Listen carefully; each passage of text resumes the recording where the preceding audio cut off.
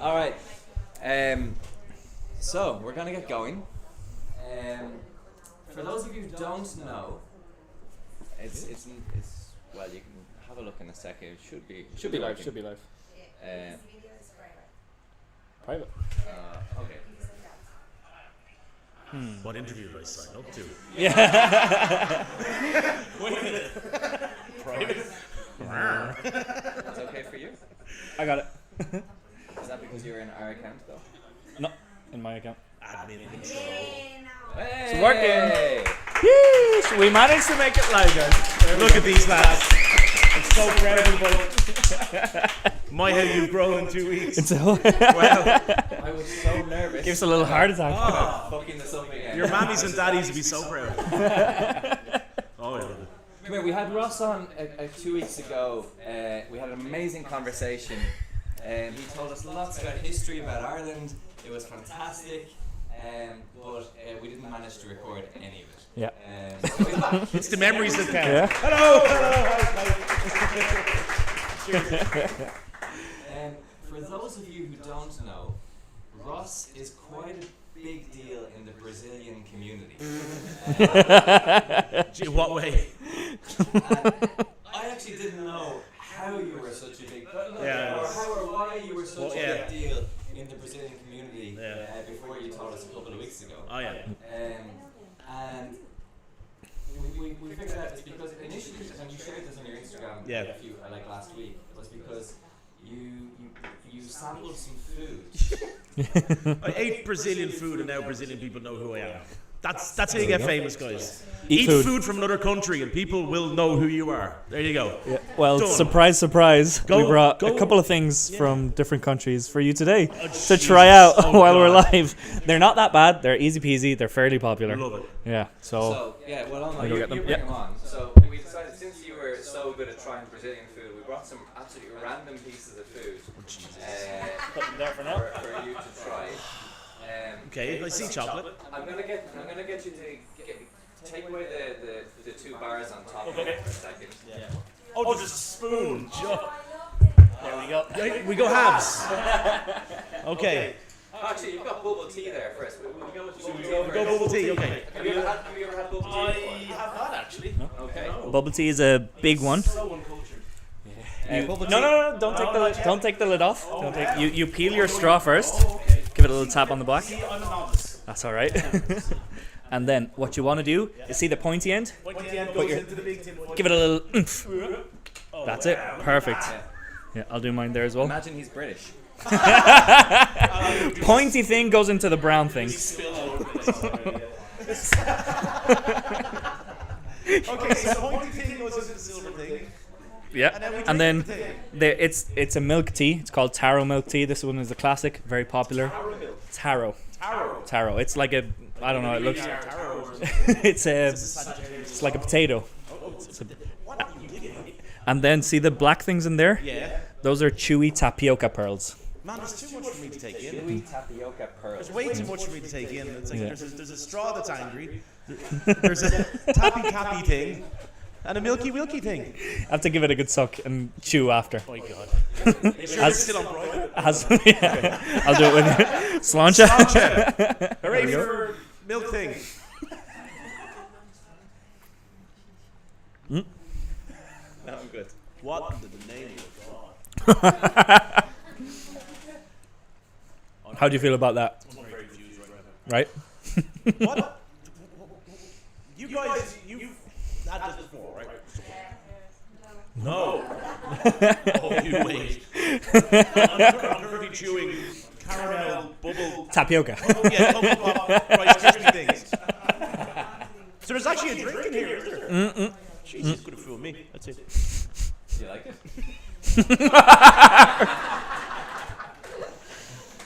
Opinions on bubble tea? Or boba? In the immortal words of Gary Barlow, take that. It's a no from me, love. That's alright, we can finish it for you. Next up, Jeez. what is that? I can't even remember what's called actually. Which one? And I need a table. That stuff. That stuff. Yeah, what's this thing? Membrillo. Membrillo. Membrillo. Is that another language from membrane? Pretty much. This is getting weird, lads. I'll open it for you. Yeah, please do. We got this from a lovely A Taste of Spain. I have very strong feelings towards this. Afterwards, I will tell you if they're positive feelings or negative. Well, I'll tell you what my strong feelings will be after consuming it. Strong feelings of... Jeez, that's mad. I'm still chewing the toppy thing. They last a while. You can use the Tapioca. as a, Oh, yeah. yeah, and they're very sticky. The schools, the teachers. Pea shooters. Great. There you go. This one is open now. I had to use the spoon to open it. Sticky end. Okay. Now, is this a delicacy from which country? This is from, would you say it's from Spain? It is Spanish stuff, yeah. It is, so... Spanish. Okay. It's popular in Spain. Yeah. And you grew up in Spain for... I was born in Spain. Yeah, So yeah. This is Spanish stuff. This was It's you watching telly, eating this. It's a version of jam, like compote. It's solid. It's like you put it on slices. You have it on bread. You have it with cheese. Sometimes it's very nice with cheese. It's fruit. Okay, so It's it's one healthy. It's one of your So you're 5 a not gonna day. kill me all. Okay, come on. It depends what you're allergic to. That's why they said, are you actually allergic to anything? I'm like, where's this going? What kind of people are you? Private shows? Okay, so let's see. Put the mic down, time to concentrate. I'll hold it for you. Here we go. have to give your culture. You don't want too much. Normally it goes with stuff. Just give it a little taste. See how you feel. It's a little thick. Loads of it. It's a lot. That's not enough.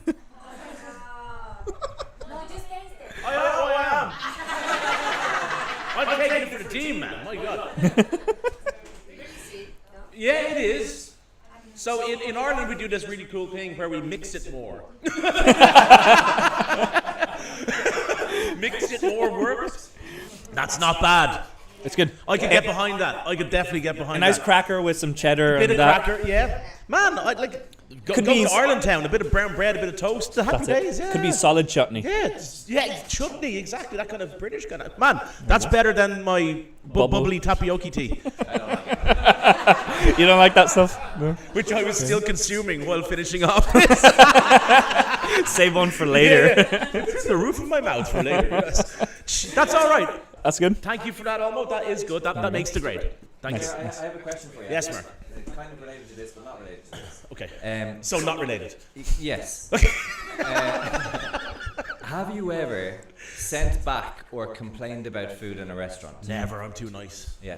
Way too nice. But no, second question. Have you ever sent back or complained about a pint of Guinness before? Never. I'm too nice. Oh, really? Yeah. Okay. I have this weird sadistic thing where I go to different countries just to see how bad the Guinness is. I saw in your stories you posted recently the best Guinness outside of Ireland. Was in Mulligan's in Manchester in England. Yeah, that was good stuff.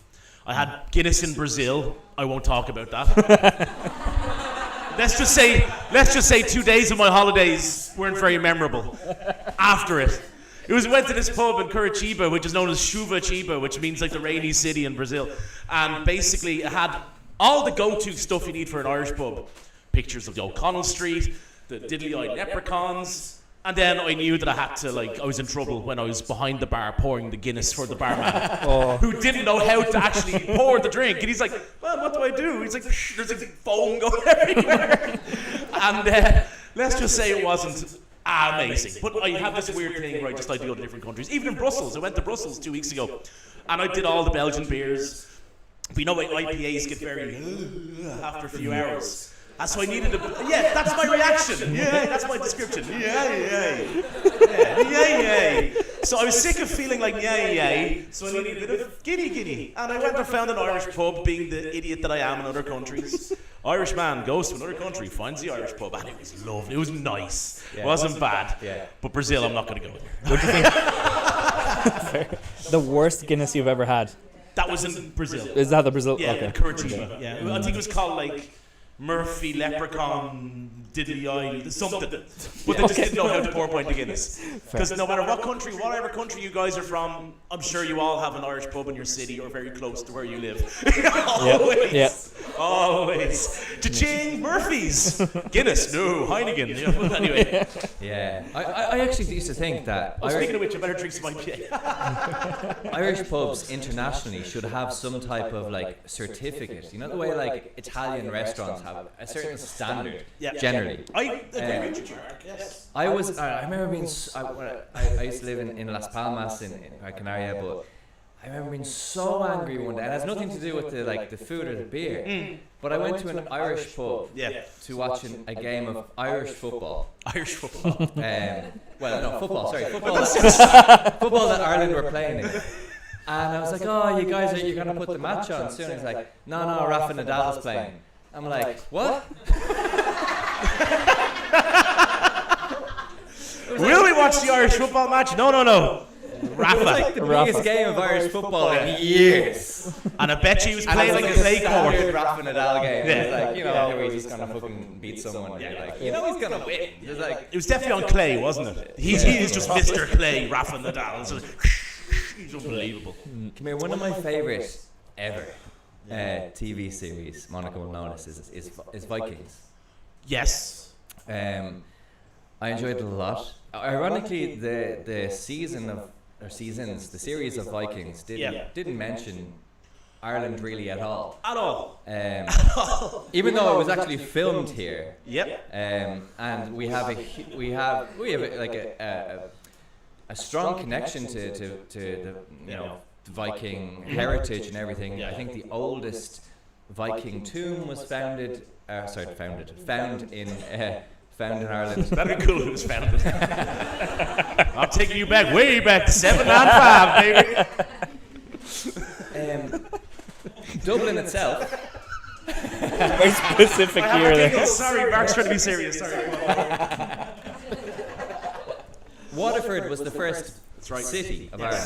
First Viking city in Ireland. First Vikings. I don't know if Dublin was the second. I don't know how that goes. It was a camp. Roughly second, yeah. We got the silver medal. Yeah, we've the largest Viking city outside of Scandinavia.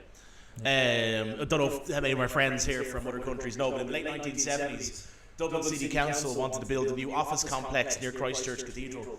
And, well, when they put the shovel in the ground, they got a lot more than they expected. Basically, it was the largest Viking settlement outside of Scandinavia, and there was a lot of protests, there's a lot of controversy going on, and unfortunately, the archaeologists didn't get their way. They were given a few months to find what they could find, dig what they could dig, and then the bulldozers came in and City Council got their offices, which are still standing on a Wood Quay, W-O-O-D Quay, at the bottom of the hill of Christchurch. I don't know if I told you this story actually last time we were here actually about the Vikings, but this is the kind of love that the people in Ireland or that Dublin City Council had for our Viking heritage. When I was a kid, when I was about 10 or 11, around the corner from my house, there was this field, and there was this sand pit. Me and my sisters, and we all used to go jumping and go, yeah, because that's what you do when you're 10 or 11. Next thing you know, we seen this, like a rib cage, like of a bone, and we're like, this is a bit wrong. So we dug a little bit more, and we found half of a skull, a vertebrae. Oh my God. A few more rib cages. Now, before the Gardaí were notified, my dad told me that when they brought down the dumper trucks to take the skeletons away from Wood Quay, a lot of them went and were parked around the corner from my house. So that's the kind of disregard they had. Now everything is like has a label on it. It's marked. There's a little flag to mark it. All it's key pointed. When I was a kid, they just dumped it at the side of my house. They're like, oh yeah, that's the Viking bones. Oh yeah, sure. As you do. There's Ragnar Lothbrok just on the side of my house, like, just hanging out. Hey, what's happening, But yeah, that's the kind of disregard they had for it. Yeah, that's pretty bad. That's a true story. Yeah, just while we're on the. Yeah. But yeah, Vikings. Well, what was it like? It's obviously the Gaelic or the Irish name for Dublin is Ballyhalclia. Yeah. And then obviously the Viking name for Dublin is Dublin. Dublin, yeah. So we adopted the Viking name in the end, more or less. Yeah. Or that was anglicised. It was anglicised, yeah, exactly. basically, I'm sure if any of our friends throughout other countries aren't aware, a lot of our place names in Ireland come from the original Irish. Yeah. Corky, Galway, Kelly. Belfast comes from two Irish words, Bale and Firsta. Bale means mouth, and Firsta is the second largest river in Belfast, called the Forest. So that translates from English to Irish as mouth of the forest. Anglicised, Bale Firsta, Belfast. Because our friends over the water could pronounce that a little bit better.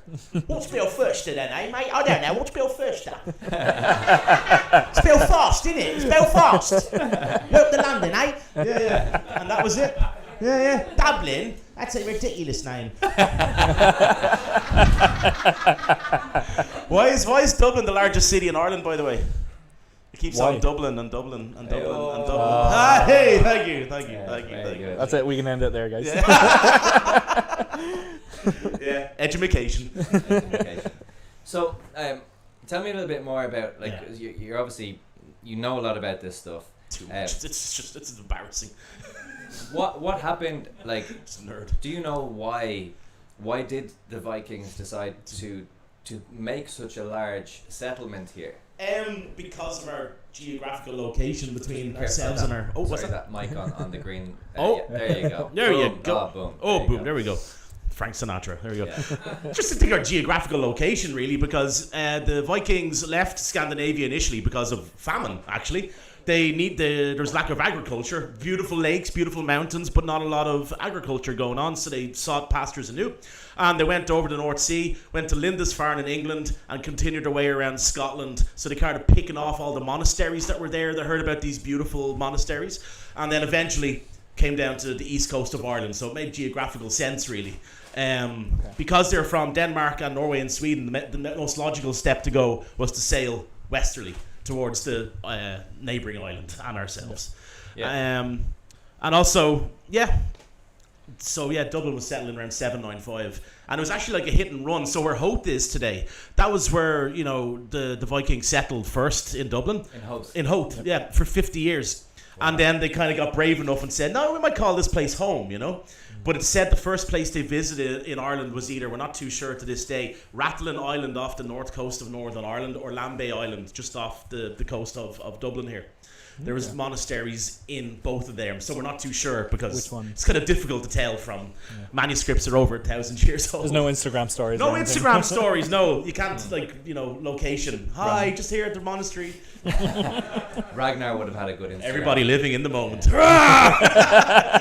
No smartphone in sight. Everybody living in the moment. You know what they say about the Vikings, that they were all ADHD because they worked a lot on compulsion and straight off instinct and desire and stuff like that. Because they were never they didn't have Christianity, so they weren't really. There we go. They had no structure, basically. There you go. That animal instinct, I suppose. But the Book of Kells was written by Irish monks on a Scottish island called Iona, and the Vikings took quite a liking to Iona, so they brought it back to. They didn't bring it to Trinity College because it wasn't built yet, so they brought it back to Kells, just outside of Dublin, which is a little small town in a county called Meath.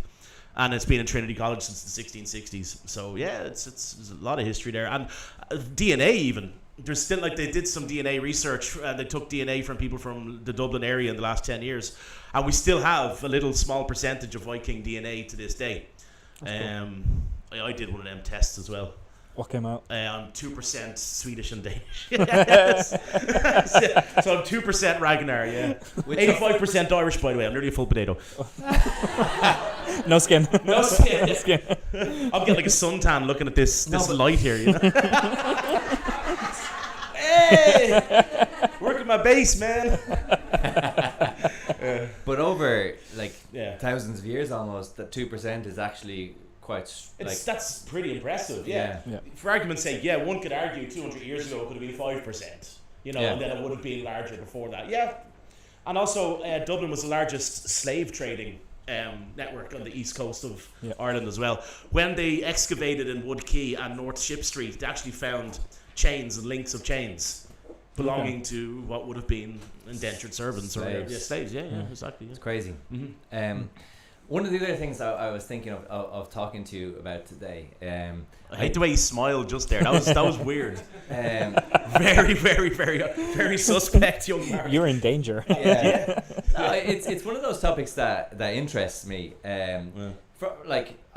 also scares the shit out of me, right? I'm not going to go into why. If anybody listens to the podcast, I've probably said this story before, but why ghosts scare the shit out of me. But I've learned to cope with it a little bit, better. That's good to hear. But I know Dublin. Dublin is a very old city. It is. It's incredibly old. It is. It has a lot of ghost stories. There's a lot of even you're walking down the street in Dublin, you'll all have experienced this. There's some parts of it which are a little bit, you get a little bit of a weird energy in it, a little bit of a weird vibe. And ironically, a lot of those places where you feel that, there's generally kind of old ghost history, stories associated with it.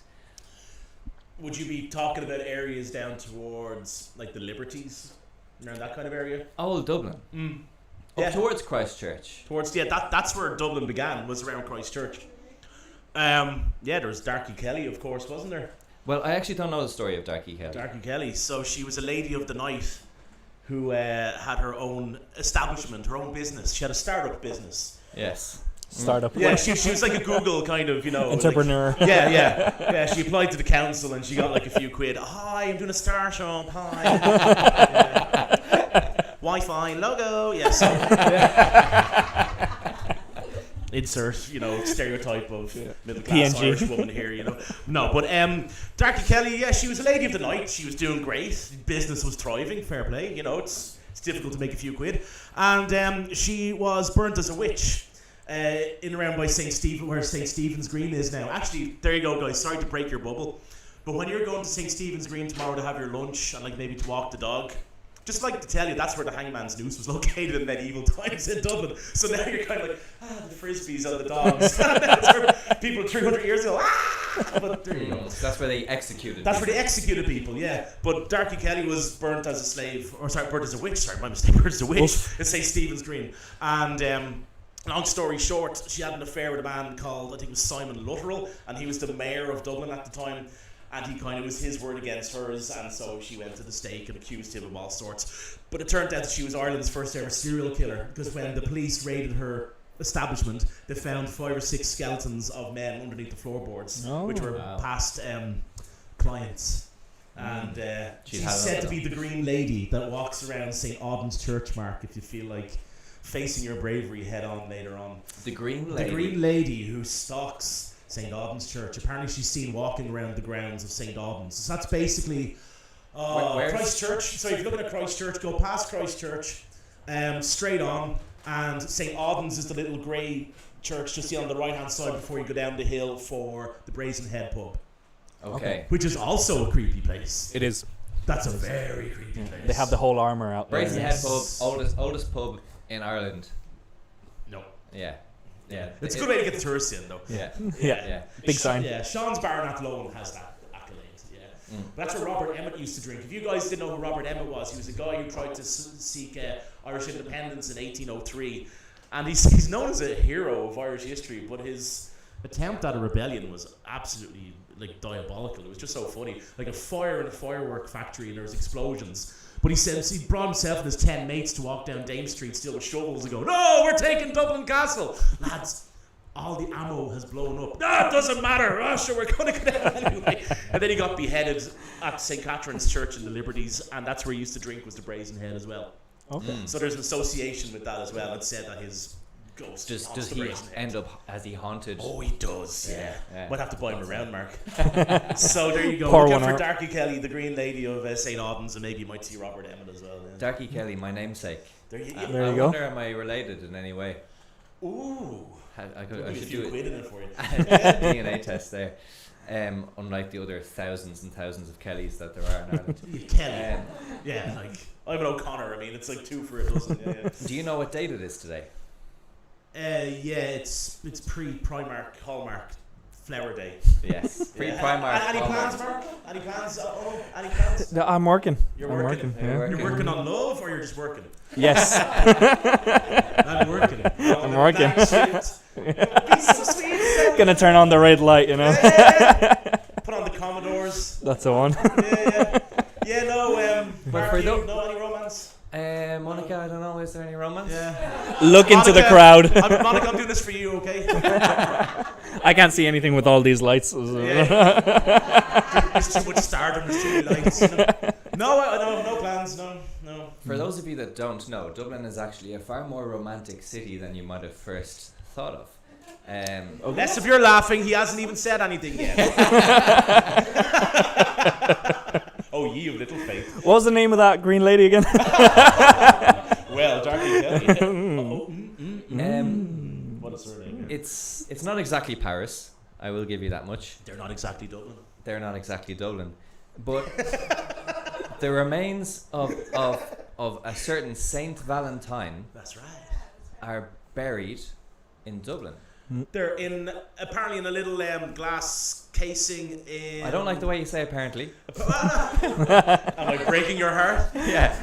Yeah, we've got the ruins of St. Valentine's little ticker is somewhere in a glass cabinet. His heart. Yeah, the heart. Yeah. Is in Dublin. Yes. So St. Catherine's Church, is it, I think? I've always thought Irish people are very good at marketing. Oh, we're all right. Yeah. Tell us something that you can't prove. Like, oh fuck, this Valentine's Day is becoming pretty big. Like we got on the whole Vikings thing. Yeah. You know, it's like, oh yeah, you should make that series here. You know, we used to be Vikings. Then all of a sudden you see these like boat trucks going around, these tourist like Viking. Oh, the boat Viking trucks. splash. Oh yeah, everyone's Viking now as well. Yeah. And then Valentine's Day becomes like, oh, did you know Saint Valentine's heart is actually his heart. That's how romantic we are. Not like like his heart. It's like your picture like blood or something. Like which isn't freaky at all. Like Irish people. But yeah, that's true. We're very romantic. We have Saint Valentine. We've got scary people. We have Vikings. I mean, we're the place to be. Yeah, Valentine's Day. It's I noticed a lot of people walking around Capel Street and Henry Street earlier on with their single flowers. It was all very nice. I was listening to all by myself, in my headphones. Oh no! Weeping down a laneway. 10 minutes in the toilet before coming here. Yeah. That's why I said I wouldn't be here till 22. I was just having a bit of a cry down an alleyway, and I was hoping to steal flowers off a 17-year-old, but it just didn't work. Really. What is that was how my Monday was. Nice. Down alleyways looking for flowers. It's better than watching the Liverpool match. Anything's better than watching a Liverpool match these days. Is there any good alternative Valentine's Day plans in Dublin? Do you know? If you're not into the Fibbers, there's always Fibbers. You go into the smoking area, Fibbers, it's always an alternative Valentine's Day. Yep. Fibbers is always alternative Valentine's Day. Just alternative. Just go to Fibbers. Yeah. That's it. That's where you always go, isn't it? I go there sometimes. Fibbers, If they play Linkin Park, if not, why bother? Yeah. Just put 40 euros of Slayer or Slipknot on the jukebox and everything's okay. I don't really know, Mark. There's actually a very good Instagram page. I'm not too sure who runs it, but it's called Alternative Dublin, and they have alternatives all over the city. So there you go. I will be at home eating soup. Might have an energy. No, I might get some bubble. I'm gonna have some bubble tapioca. You can take that home. You can take that home. I might actually have this finished by tomorrow. Actually. Sucking my life away on the old straw there. And see, I had to say straw. You see. There we go. That's it. Yeah. So yeah. What is it about you've got you've got a big connection to an expat community here, whatever you want to call it, right? I know from the last time we spoke that you had little spouts of living in other countries, right? Yeah. What is it that flirtations with living in other countries? Yeah. I feel like you really enjoy Dublin and Ireland. Yeah. I've had mixed feels. Yeah, sure. I do. I like it now, right? But when I was younger, I hated Dublin. Yeah. I grew up, or I came out of when I was at school, it was a recession. Obviously, all of you guys struggle with the weather, but ironically, we also have moments of fuck this is terrible. This is cold and dark. Then we go to places like Australia and just turn red, and then we're like, oh fuck this is even worse. And you're afraid to sit on the toilet. You're afraid to sit in the toilet in case a scorpion bites you in the bum. Yeah, that's just can't win. I had a friend once. He's even worse than me, and we were in Boston, and I couldn't believe it. His eyelids burnt. He's like, it's like, can't close my eyes. And I was like, why? Because my eyes are burnt. I thought I was an Irishman in the sun. My God. He was a funny man. He is a funny man. Well, where I live in Spain, there's a lot of nudist beaches as well. And we're visited by a lot of Germans. And, like, they lie in the sun for a good few hours. Yeah. And they turn red all around. You couldn't imagine that in Dollymount, could you? No. Hulf, maybe. Good day in summer. Yeah. I can have scampi and nudity, please. Yeah. I think Germans are generally confident enough to actually, 100%. for whatever reason, like be naked. Would they be confident, or it's just their liberal nature, is it? Or both, I've no idea. Why is it that you could never possibly in your life imagine, apart from maybe like 2 or 3% of the Irish population, being confident enough to go to a nudist beach? It's just, it's like so... It's the Irish guilt. Like. It's not even guilt, it's like... It's Catholic guilt. Yeah. Catholic guilt, maybe, yeah. Or is it though? I don't know. Well, I tell you one thing. I knew that Ireland was emerging from a recession a few years ago when I was working in Dublin Airport and there was Irish people queuing to go skiing. That's when you know we're confident. Irish people on a ski resort. I'm here now, Paddy. Oh, not yet. Mont Blanc, Jesus, me arse. Oh, little rain jacket. Yeah. Little helmet. From here now. We're all here now, boys. Irish people skiing. Yeah. That's hilarious. We're crap. I went skiing last year for the first time. No. You put your feet onto a ski. You didn't go skiing. Yeah. So I was stupidly confident. I was like, how hard can this be? And like, quite hard, Mark. And they were like, do you want lessons? Like, nah. Waste of money. I'm a natural because I grew up in so much snow. So I put on the skis, and you're going up this like ramp that you get like elevated up to the top of the slope, and that's where the imbalance started. And then as soon as I got to the top, I just fell. Yeah, and that's fine.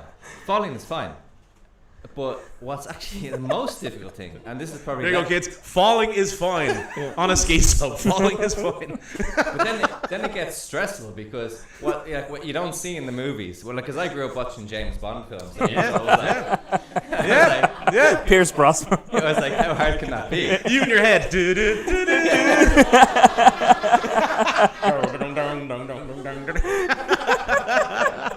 I even remember, like, Monica was saying, like, do you want gloves? I was like, no, I don't want gloves. Gloves from Irish. Yeah. We're used to the cold. Yeah. You've never walked down Clontarf in your life. If you can survive Clontarf, lads, you can survive that. And I got up, but my problem was standing back up again. And then, because you've got the pressure of, like, these 7-year-old children coming to the same slope as you. And they're all like, get out of my way. And then you're like I've got like real bad flexibility, and then you're like trying to put one foot back into the ski and then the other foot into the ski as well, and then what happens is the other foot starts going down the slope. I can imagine all this. And I became so angry. Yeah. So angry. Yeah. And like, when like it just doesn't make it any better because you've got like little kids like zooming in, you're like, like little children, and then other people who find it easy, like Monica had been doing skiing since she was 8.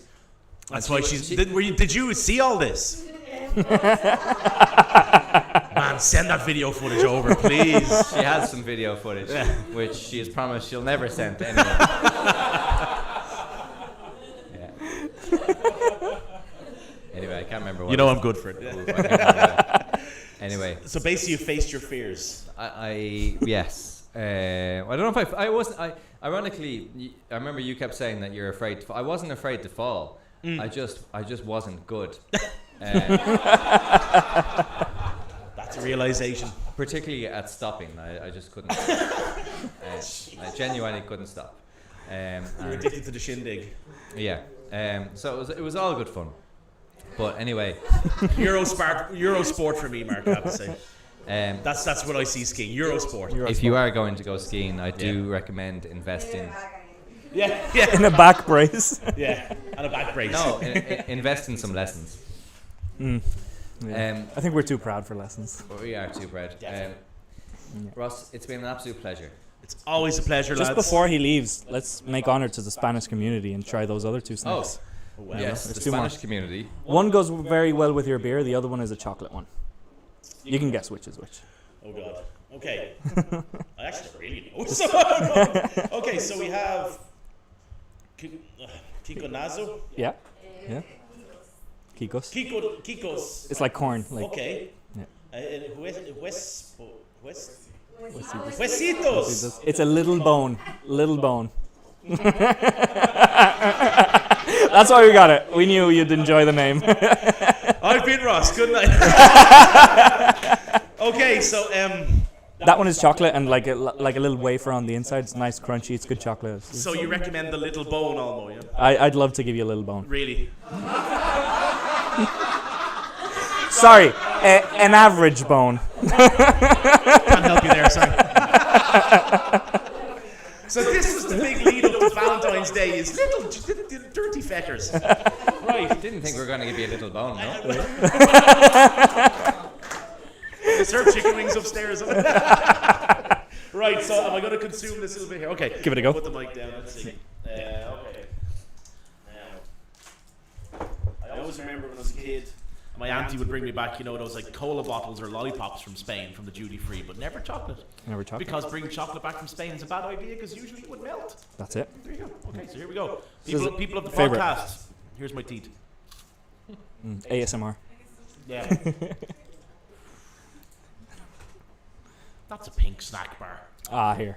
That's a pink snack bar. It's a wasita. Would you stop? You can call it all you want, Almo. But that's a pink snack. In Ireland, we have bars of chocolate. There's like yellow snack, purple snack. Purple snacks are the best. Yeah. When we were kids, we had a purple snack bar at Little Break, usually in national school. Yeah, see, there you go. That's amazing. It's also, it kind of reminds me of a timeout a little bit as well. Like Cadbury timeout. They kind of like a Cadbury's timeout. I get that a bit more, yeah. Or a little bit like a Drifter minus the caramel. But Yeah. it's nice. It's a It's good not bad. He's going in for more. I'm going in for more. double. He didn't suck that twice. Like. I have to look after the little bone. So. Okay. And that's a salty treat. Like it's a corn. This one I had earlier today for the first time. Yeah. When these specific brands. Much confusion. Nice with a beer. Nice with a beer. Very nice. Yeah. I'm intrigued. Very, very nice packaging, I have to say. It is very nice. Thanks to A Taste of Spain. Is there a logo on this? Yeah. How much would that cost you in Spain?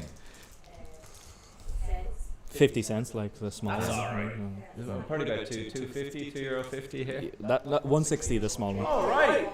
160. So that's like the part of the, it's like popcorn. It's the best part of trail mix. Yes, the best part. Yeah. It's the best part of trail mix. Oh, that's really good. Right? You can put milk in this. You can have like bread. What?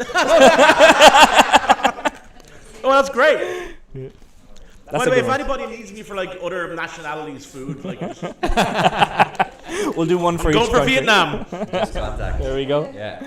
That's it. That's good. It's nice. You Those like are it? addictive. Those are very I was addictive. gonna say, I'd say you could be sitting there watching the La Liga and munching back about 5 packets of these. That's the one. Yeah. These are class. Yeah. Thank you. And we have the same ones, but big as well, which are nice. Yeah. They're big boned, are they? Big bones. They're big Okay. bones. Wow. Guys, can you please give a round of applause for Ross? Round of applause for Mark and Almo.